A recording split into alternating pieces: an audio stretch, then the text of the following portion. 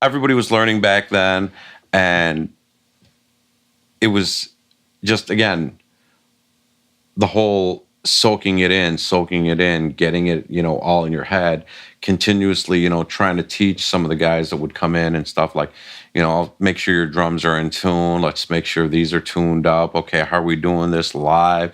Are we tracking it? And it was like, okay, get in the booth. And we were fortunate.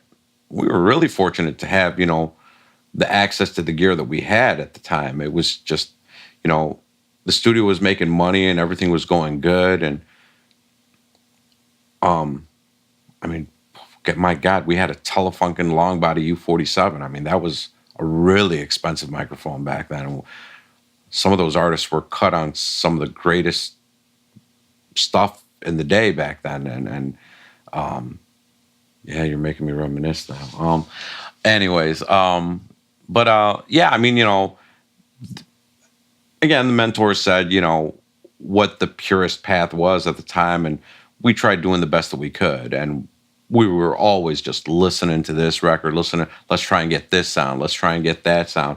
There was always this battle or a funk that, that happened where it was just like, do you want it to sound New Yorkish? Do you want it to sound LA-ish? And that's where as you listen to like a bunch of the old records that we did out of that studio, you would hear this transitional sonic quality phase where things kind of went from the, oh, why does it sound like house music tones to, wait, now it's starting to sound like global tones.